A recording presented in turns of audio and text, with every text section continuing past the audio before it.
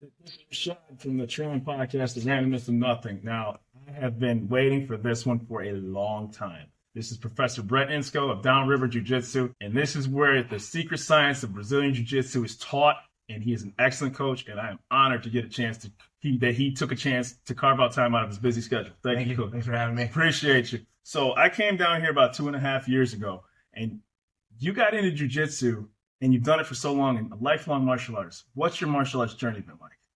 Well, I started martial arts when I was 11 years old.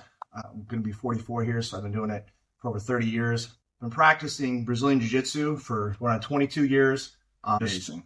A student of the game. I absolutely love martial arts. I just fell in love with Brazilian Jiu-Jitsu, but it's kind of a quick story of that. Yeah, what's crazy is that most guys, you and I are very close in age. So, you go into martial arts, you kind of fall off, and then it becomes kind of a lonely sport where you really have to be dedicated. It's not like at school where you go to football, baseball, and it's team. You have to come after school and really take time out of school. So when you first got into Brazilian Jiu-Jitsu, what was that like? Because it's such a unique style. I got into Brazilian Jiu-Jitsu when I was around 22, 23. Back then, it wasn't really that popular. I remember they had at the time UFC was only doing 3 pay-per-views a year. So I actually just stumbled upon it from one of my professors coming up, T.R.O.N. I met him at a karate school that I used to be affiliated with. So at that time, I'd gotten in a bad car accident. I was kind of rehabilitating my body, got back into training. And I ran into this gentleman at a karate school. There was just an open grappling mat. He just came in. He didn't have a school at the time. He was in between that. And we just became friends. And then he introduced me to my other professors that gave me my black belt, Salo and Sanji Ribeiro. Beautiful. And when I first came in here, there's a large hesitation of, okay, I have previous martial arts experience, but there's not a lot you can draw from. When I came from karate and taekwondo, the vulnerability and the lack of experience of grappling is really jarring. Right? Yeah. Because you're like, I'm getting manhandled, and this is really hard to accept. But as your mind starts to, first of all, the cardio is much different. Yeah. Your muscles are getting heavier a lot faster, and you're not used to having your limbs taken. So, and I think you do a great job instructing people at all levels of how they get comfortable being uncomfortable. Thank you. And particularly from somebody from a different style that's like, okay, what's next? Because there's a frustration level that hits. Yeah. That's just like, I know martial arts, but I don't know this well.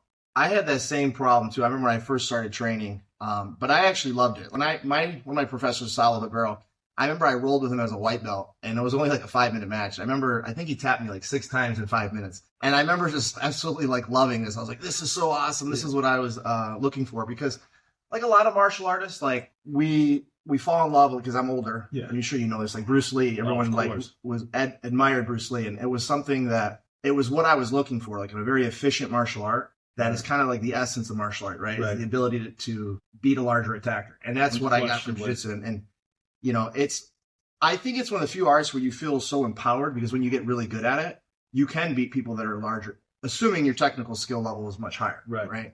But that's how I felt. I remember when I got tapped like that many times, I was like, this is awesome. And I just absolutely fell in love with the martial arts. Yeah. And one of the things that got me was, I hear I'm a white belt, and, I'm getting manhandled by a blue belt. I got enough experience, and you did a great job when you said, hey, nobody off the street who I've been training should be able to come in and just take you. And so then all of a sudden, when I go against an inexperienced white belt, I'm making moves. I'm like, yo, man, I'm actually okay, not great. And you feel much better psychologically that you can do something. And you're like, this did pay off. You don't realize how much better you've gotten until you roll up the guy off the street. No clue. When you have 6 months plus experience, and you're like, wow, I have gotten a lot better. I swear to God. Because we're always training with our training partners that are getting better as well. Yes. And you're like, it's always close and competitive. But then when you get someone that has no experience, you're like, absolutely.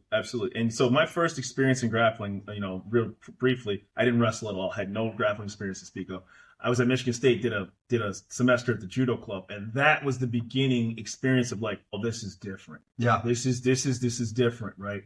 So a lot of ego swallowing, a lot of pride had to go put off to the side to do this. So when you decided to start your own gym and start training, and you've done an immaculate job, what was that like, opening a gym for the first time?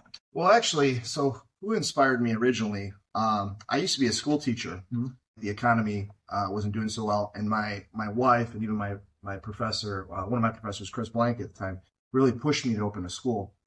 And so I did that. I started off with like a 1,000 square foot place. Yeah. I'm proud to say, like, now we've built this academy up very well. Wonderfully. I started, I didn't want to have any debt. So I started at the very bare bones. I mean, literally my space was looked like a closet almost. It was like just 1,000 square feet. Like jiu-jitsu wasn't really popular. I mean, this is back in 2004. Sorry. I started training in 2004. 2010 is when I opened up my gym. Wonderful. That's, and what's crazy is, to your point, when jiu-jitsu, I was martial arts as a kid. I did it till 6th grade, didn't do it in junior high school, came back in college. There was no jiu-jitsu. You had to really that's a specialized style to look. There's karate places that are very prevalent, obviously because of the Bruce Lee Van Damme craze. But you really got to go out of your way to really find this style back pre-2004, Yeah, it's changed a lot. I remember when I was looking for academies, it was people went on a website. There was a forum, used to be called, I don't know if it's still around it, MMA.tv. And people would go on this underground forum and look up jiu-jitsu schools off of that. I mean, that's how I found schools in the area.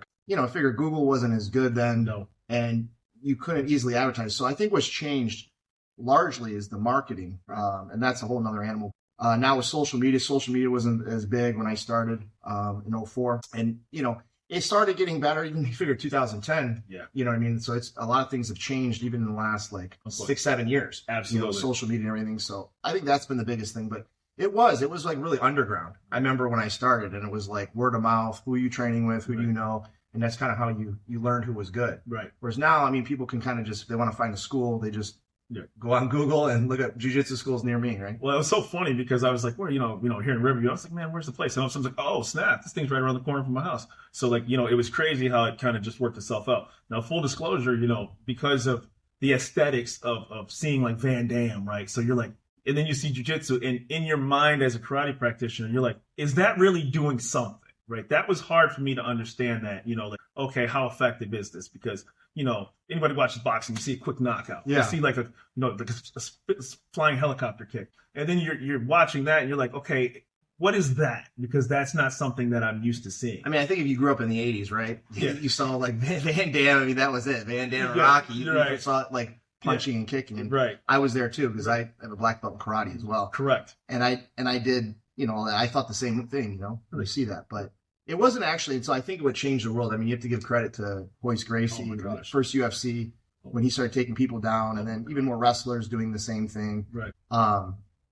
Doing that, these guys in the grassroots of MMA started changing the perspective because I think it was just from movies. People would be like, oh, I wonder what's going to happen in a fight. Right. And then they would say, and then eventually people realize, oh, this grappling is very effective. Yes. And then like anything, there's an evolution of the martial art. Now modern day MMA is right. Guys are very amazing grapplers and amazing strikers at the same time. For so sure. You can't just be one or the other now. Right. And so, it's helped me because, number one, it's helped me just mentally be prepared to get my butt kicked and be okay getting my butt kicked. And then I'm like, okay, now there's nothing I can replicate working out that's this. You do 3 minutes of sparring, intense, you're really finding out what you're made of in here. Right. And so, the workouts, and the lack of flexibility that somebody may have, age, demographic, it really doesn't matter because you've done a good job of bridging people's gaps in skill, age, weight, size, gender. And you do an excellent job of that. Well, thank you. I think a lot of that has to do with my teaching background. Before I even started teaching Brazilian Jiu-Jitsu, I taught karate for several years. I used to have a community center program. And then I went to school for teaching, and I have a teaching degree. I taught for 2 years. It was a full-time sub for a year.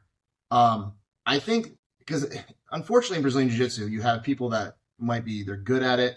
They might be a good competitor, but when they open a school, they have zero experience teaching. Right. And I actually think a lot of people should take even a coach's course or something, or something where they learn to coach because they think, oh, I'm a great competitor. I know what I'm doing teaching. Teaching is completely different than how good I've seen people that are incredible competitors and they can't teach at all. But then I've seen also some good people that are good competitors and they can teach too. I think, yes, having some experience in the martial art gives you some insight. But you look at John Danaher, he's considered one of the greatest minds in our martial art, and he has very limited competition experience, but he's known for his teaching prowess because he's such an amazing instructor. Right. But he also has a big education background and he had so much experience teaching. I think that's very important. I think a lot of people, fortunately, I think that's one of my advantages too as a coach. I've been teaching for so long, so it's wonderful, and it shows with the school that you run and the people the talent, and like I said, I've always looking forward. I wish I could come more, right? And I'm like, man, I really need to be in there because mentally, still wearing that white belt, you're just like, and then you compare it to your black belt and your other style, you're just like, and there's something missing right here, right? There's something mentally not right at this moment because you can obtain and you're teachable, but there's so many intricate techniques that you just have to get used to. Yeah, I think what actually even attracted me to Brazilian Jiu-Jitsu, and I believe that's what makes these martial arts effective is really how they practice, right? So the problem with a lot of traditional martial arts is that there's a lot of like shadowing moves and doing moves with no resistance. But unfortunately, with the striking, though, you have to pull your punches out. Just like we do in grappling, we don't crank on submissions, and we don't, go as hard as we can all the time. So there has to be in all martial arts some rule sets and some control and like agreed upon like rules with your training partner for safety. Right. But like even in striking, though, you can't hit someone as hard as you can. You can hit a heavy bag, you can hit mitts, but you can't hit a human being. Right. But traditional martial arts, I think they do a poor job because now some clubs can be different because I had a good karate school where there was contact sparring. Right. If there's no sparring, there's no contact. That's another argument. I think, to your point, just briefly, the idea that it's never going to be, applicable to a real situation. At some point, you have to get comfortable, like getting submitted. And what I like about jiu-jitsu, that has a benefit over the striking background, is you can't go 75%, right? And the risk of injury is much lower. So you're like, let's go hard for 3 minutes, respectable partner. Let's go. Let's see what you can do, right? Okay, I tapped, I choked. And that's what, like, the repetition. And you go closer to a fight. You can go closer to a fight speed 100% more often. Right. So I think that's why, to your point, that's why it's effective martial arts, because we can go close to a fight speed, right, and it can stay safe. Whereas, like, if I'm sparring with somebody, it's very dangerous to be hitting as hard as I can. Right. You can knock people out in training, and how often can you do that? You're going to get knocked out 5, 6, 7 times. It's not good for your brain. Not a question. So, but I think that's what makes Brazilian Jiu-Jitsu unique. Right. And of course, we're pulling our punches, so to speak, when we grapple, but it can match closer to a fight. Absolutely. It's what and I thought that I just love it, right? Because just getting, hey, I got choked out, and you're like tapping yourself on the back, like, hey, guy, man, that was great. Show me that again. That's a great thing to have. Now, you have a very stellar competition career as well, too. You compete a lot, right? I see the pictures, I see the trophies and the awards. Tell me a little bit about your competing background. Yeah, I've been competing all the way since I was a white belt. That's crazy. I compete at least 6 times a year still, master's division, so I compete with the old guys. But that's actually another thing I love about our martial arts. Yeah. Like, I've always been involved in sports, my whole life. And there was a period of time when you're done with that, you kind of feel like the competitiveness of you doesn't leave, but you feel kind of like that urge to want to get out there and compete still. Absolutely. And that's what's unique about our martial art is like we have a lot of masters or guys around the same age that can still have an outlet to compete. Father time is a real thing, right? If you're over 40, you're not going to be competing with 20-year-olds Living proof. Jiu-Jitsu is unique because we have those age brackets, which is great. And I also think too, because of the we were saying about the safety, you really shouldn't be getting hit in the head hard after 40, right? So competing in boxing is probably not a good idea. Competing in kickboxing, but jiu-jitsu, you can still do that. So I see people over 50 competing, and it's like I see myself competing to at least 50. Yeah. But yeah, I've been competing for 22 years. So you also do strength training. You're also a personal trainer as well, too. So can we talk about your personal training background? That's a unique characteristic where I haven't had a lot of people who have that certification on top of being a stellar coach. I think that's a good point. So I think the strength conditioning background I had, I've been doing that for like close to 20 years as well. And a lot of that's like continuing education. I went through a lot of certifications and just workshops and whatnot. But that I think helps me as a jiu-jitsu coach, because not only does it help because I have to coach people, it's communication. Yeah. I take those skills, bring them here, but you also understand how to program design for like workouts, for example. Right. Or you understand, because you learn this through years of strength conditioning, you get more familiar with biomechanics and injury mechanisms. So then you kind of understand more your student safety on the mat, because it's helped me as a coach over here, the strength conditioning. But not only that, I think it also helps you to be fit, because like a lot of people come in here and they just want to do jiu-jitsu, but I'm like, hey, you got to do the resistance training as well. You got to add that component to it. And I can give students some help with that, because it's not just one. It's not just nutrition, strength training, or just the jiu-jitsu. As an athlete, you got to do all 3. Yeah. And so, when I got here, I didn't realize that working out didn't mean I was putting in the right work. right? Didn't mean I was eating properly. Didn't mean I was doing the right conditioning to put myself in a better position to not gas out immediately. And so, you can fool yourself until you come in here. Yeah. And then you realize there's nothing that emulated in the gym what it's like to have a live body against you. Well, I can talk about that. So all training is, what you do outside of here is general. Right. So it's all general stuff. So most people think there's this fallacy in sports, is that they think like there's sports specific training, which there are to some degree, but most of it is general. So what you do in the weight room and your cardio is general qualities that help you improve as an athlete, and you play your sport. Right. That's very specific. So doing a bunch of like training outside of here, that's why I recommend people lift weights maybe 2-3 times a week. Mm-hmm. They do cardio once a week, maybe outside of here. Yeah. Just so they get those general qualities to improve them on the mat. But if you're investing too much time in that, Yes. it can actually hurt your sport, because now you're too tired to play Right. your sport, i.e. jiu-jitsu, what we're doing. Correct. And so that's why it's funny, because I actually cut down on the weightlifting when I started coming here. Yeah. So I was like, yo, this ain't gonna cut it, man. I tell people, if they're coming into me here training, they're saying, hey, I lift weights 4 days a week, 5 days a week. I'm like, yeah, you're going to have to cut that down. Yeah. Probably 2 or 3. Yeah, and it's tough because as a guy, mentally, when you go to the gym, you're expecting to lift the weights. You're expecting, I didn't work out if I didn't lift. And so this approach changes that. Where you're like, yeah, man, it's better if I just work on calisthenics, yoga, flexibility, core work, do 35 minutes of Yeah, that. you can still lift weights. You can still lift weights. Yeah. But I know what you mean. Like it's really also your weaknesses. If you're really tight, you probably want to spend less of the lifting. But if you're weak, you need to add a little more lift. That's where I think it's very strength training or more cardio. Yeah. But that's where you kind of have to be honest with yourself, or have a coach that can evaluate you. What's the future of Downriver Jiu-Jitsu and, the path that you've taken? You've been successful for so many years, taught so many great people. Like I said, I've been continually coming back. I was out for a year with that back injury, and I couldn't wait because I was like, there was something that said to me, I have to get back because this was incomplete for me. Well, future for me, yes. I love, competition is always a favorite thing for me, competing and then actually having competitors going out there to compete. That's like a special project. I love that because I've always been a competitor. But the reality is, the majority of people that do jiu-jitsu don't compete. Right, yeah. So our largest impact we have is on the community. Beautiful. So getting people to come in here and train, have an impact on people's lives. So for me, it's just to continue to help impact the community. That question. So get people in, help them build their confidence, self-esteem, all those things. You get a lot of people coming here from all walks of life that maybe some people are divorced, they're really stressed. I think jiu-jitsu is an incredible outlet because unlike activities just like exercise, there's a lot more thinking involved here. And it's one of the few activities you can do where your brain shuts off. Like you could be lifting weights and in between sets you're thinking, I guess I got to run that errand. Oh, I got to help my kids with their homework today. And you're just thinking all these things stressful. And because there's always got to be downtime. But when you have somebody attacking you and you're just thinking, your brain shuts off. Yes. And I think that's why people love jiu-jitsu so much, is because you get a reset. Yes. Like when you're grappling, you're not thinking of anything else but what you're doing. Right. I think the most fascinating part was when even when near great, the anticipation of something happening now, you get like that feel for it. Okay, somebody's moving my body this way. I better be positioned better.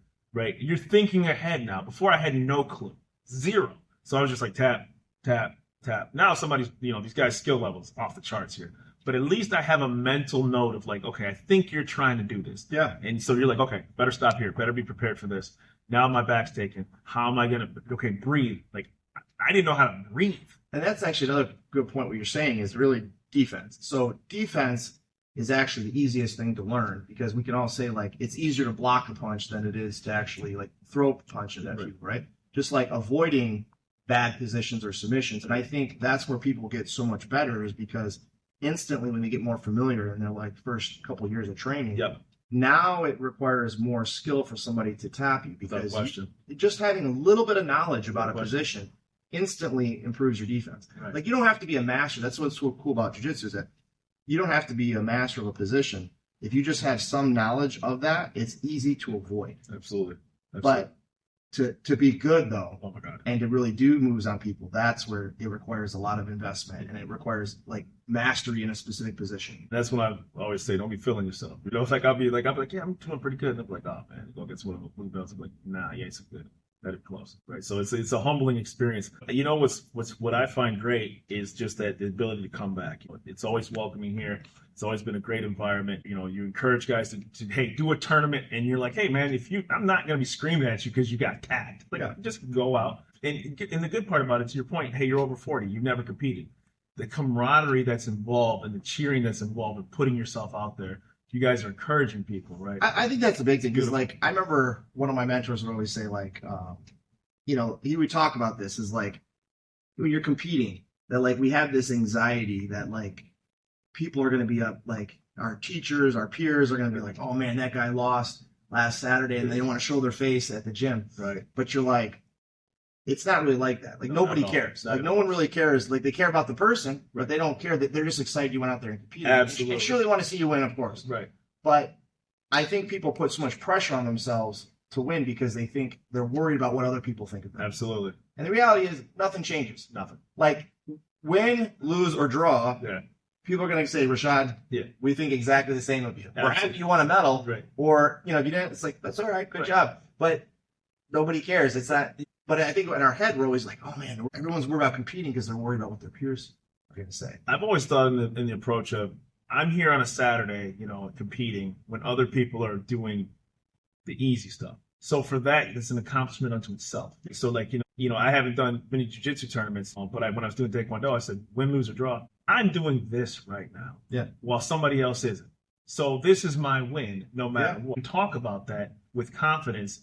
Well, you weren't doing that. So, you know, it's always better to be in the arena. That's right. It's usually the people that criticize you are always going to be the ones that are sitting on the couch. Without question. Just like you see in sporting events, right? You see the guy sitting on his couch, oh, that guy should have done this. Yeah. And yet he's never played the sport. Never done anything. Or you see, you go to any like Buffalo Wild Wings and there's UFC, they're like, oh, I knocked that guy out. That guy sucks. And you're like, yeah, no. Like, world-class athlete that got knocked out. Yeah. World-class athlete. Yeah. And how humbling that is in front of like, you know, if they get knocked out in front of like some people, right? Absolutely. I mean, that's definitely some humble pie you have to swallow. Without question. You know, so I always ask this of the guests because I'm so honored to speak with every single one of them. People's time, they don't have to give it to me. Where can people find you? I don't need to know. Obviously, you're successful and continue to grow. But for the purpose of the podcast, where can people find you? Yeah, you can go to downriverbjj.com. You can find us there, or on Instagram, Downriver Jiu-Jitsu, at Downriver Jiu-Jitsu on Instagram. I'll tell you one thing, man. I've been pumped for this one for a long time. You know, we bounced dates back and forth. And I got to tell you, it's been an absolute honor and a pleasure because at the end of the day, this is the secret sauce and the magic that's taught here. And for anybody who wants to train, this is the place to go.